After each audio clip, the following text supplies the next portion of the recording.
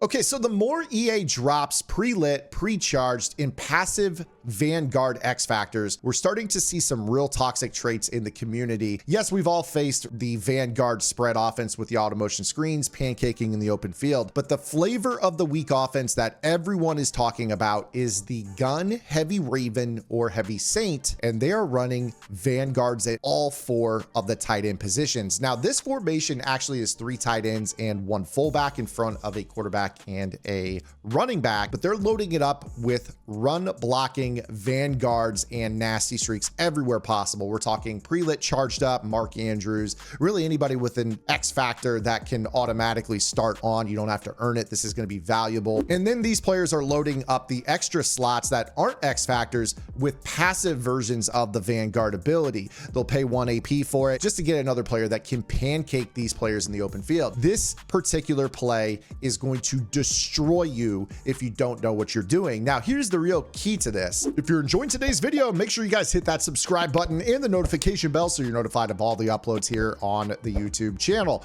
We upload long form content in the mornings with shorts in the afternoon to keep you on top of the best plays and their counters in Madden.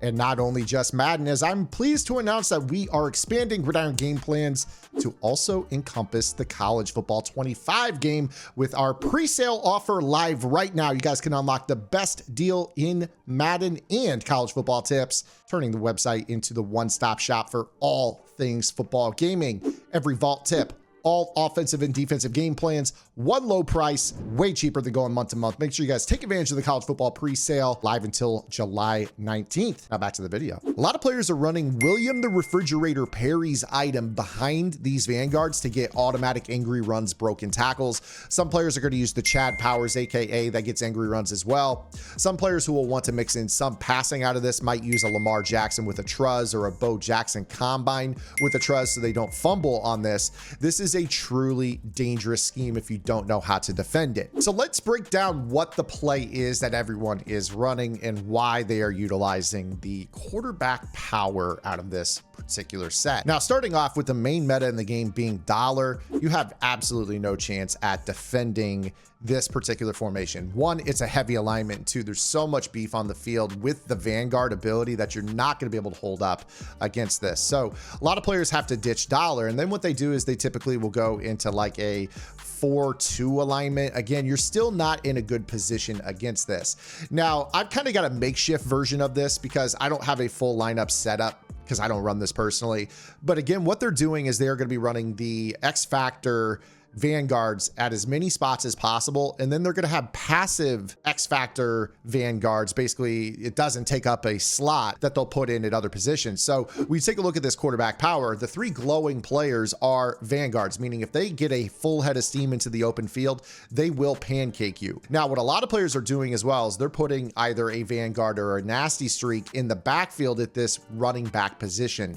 I know that Trent Williams item is very, very popular right now. That is a card that allows you to kind of utilize a great open field blocking ability for the purpose of leading for the quarterback on this. Now, again, in my setup, I don't have angry runs on the Dickerson. A lot of players would actually use one of their 3 X Factor slots for the fridge via the power halfback 3 package to come into the game. He's going to break tackles on top of this, but I'm just going to show you the most like basic version of this and how potent this can be. So with this being such a heavy run set, you're going to get a lot of opportunities for these guys to get open field pancakes on players. This is a problem, especially if you can make the first tackler miss, because a lot of times these guys are going downfield and doing crazy damage where that safety could get his head taken off and you have nobody if somebody breaks that first tackle with the angry runs. Now they're to the second level. The thing about this formation is that this is 5 offensive linemen in what is technically considered 4 tight ends. This is the most read and react proof offensive formation that you could possibly run because there is no defense in the game that has a read and react AI count of 9. The most you can actually get is technically the 4-4 split defense, which would have a read and react count of 8, being 4 linemen and 4 linebackers. Still not enough. So with this particular play, you're going to have to learn how to gap shoot effectively out of 4 down lineman defenses. So what I'm going to do here is I'm going to run the 4-4 split, but I'm going to show you this can work out of 4-2-5 type nickel defenses, nickel over, big nickel over G. And hopefully you can apply this gap shoot into your defense. So I'm going to run 4-4 split here. Again, you see I barely called this formation. It's not even really in my primary playbook. Now let's go ahead and show you guys how to gap shoot this run. So with this particular quarterback power, what we're looking at is that a lot of players are going to be having a pulling guard. So when we take a look at the play art here for the power, you see that this left guard is basically the puller. The tell with this formation is oftentimes they're going to run behind their running back. A lot of times they're not going to run to the weak side because that running back gets in the way. So with this, what we're going to do is we are going to pinch our defensive line and we are going to crash them out. What this is going to do is this is going to help make it so the center has to either block one of our 2 defensive tackles, this one crashing out to the left, opening up a giant A gap, or this one crashing to the right, opening up a giant A gap. You can spread your linebackers with this as well. This will just help kind of set the edge just a little bit more. If you take a look at the run fit, these outside linebackers are going to kind of be the players that are going to do their best to prevent the Vanguards from getting to that second level and just kind of hold a hard edge. Oftentimes they won't be pancaked in the open field. But ideally with this, you're going to try to lock in behind the defensive tackle and gap shoot through the middle. And in fact, you see right there with this particular setup, if you stand in the right position, a lot of times you're going to be able to get a defensive tackle straight through. And this will be the difference in them getting a huge gain or basically having somebody completely unblocked. You see here that JJ Watt came in through the middle. So again, with this setup, all we're really doing is pinching the defensive line, crashing out, maybe spread the linebackers, and then we're lining up behind the defensive tackle on the pulling guard side. The easy way of saying it is stand behind the defensive tackle opposite of the running back. And then again, all we're doing is flying in straight through the middle. And because they are basically trying to have a pull block for JJ Watt, they have to then peel back and potentially get us, or we're going to make the tackle on our own. If they have a glowing running back, I would recommend a secure tackler ability on your linebacker. But I'm going to show this to you again. You can run this out of a cover 3. There's also a cover 2 invert. You can again kind of spread your linebackers, crash up, and kind of set it up like so. This is just a 4-man rush, nothing too crazy. Kind of lock in right here. When they snap this ball, you're going to fly in, make your tackle. You see, they can't get to JJ Watt. If you have a secure tackler at this spot, you're going to be in a good spot. So again, look at the consistency here of this. With this particular gap shoot, you're going to see that we have the ability to get JJ Watt straight through the middle. It's a simple concept. And basically it rings true within a lot of 4 down lineman defenses. I just like this because it kind of gives you that 4-4 alignment, gives you, you know, the inability for the Vanguards to climb to the second level. So if you take a look here, see how these Vanguards are all kind of jumbled up. They do get the pancake there on the middle linebacker, but you see there the outside linebacker holds the edge because the fullback has to get him, or really it's a leading running back. You're not really getting anything pancakey out of the rest of the defense. You see that all 3 Vanguards are kind of just, the only one that really gets pancaked is the blitzing line or the off-ball linebacker on the right side. And then we're flying in and they're not getting anybody to block JJ Watt. So this ends up being quite good. Now, of course, they could run this to the weak side. If they decided to run this to the weak side, then, you know, in this case, there would be the potential that you're not going to be able to get your gap shoot. But again, with this, again, the fullback has to lead across the formation and get in front of the quarterback. It really doesn't end up being that advantageous. Now, I know what a lot of you guys are saying. Well, hey, Zan, with this being, you know, the 4-4, it's got terrible pass coverage. What are you going to do? Well, keep in mind, most players are putting a running back at quarterback. So if they do decide to try to throw the ball, one, they don't have hot route masters, so there's really not a lot to write home about. And 2, if I actually do throw this ball, like it's not going to have velocity. You're going to be able to, you know, defend the corner routes. Really, all you have to do is go back to basic August, you know, zone coverage to defend this. And really, nobody's living on the pass game out of this formation at all, unless they're truly using like a Lamar style quarterback. This is why I'm saying like the whole fridge thing, like it's actually easier to defend than if they put Chad Powers or Lamar or somebody like that. But at least you're going to shut down the run game out of this. Now, there is one other run out of this formation, and it is the quarterback blast.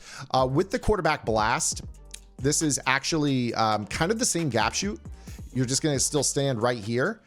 For those that don't know how to lock in, you're going to hit A, right analog stick up. This locks your user in place so you can hold the thumbstick down and your player will not move. And again, if they want to run this blast up the middle, you see you can make the tackle on your own.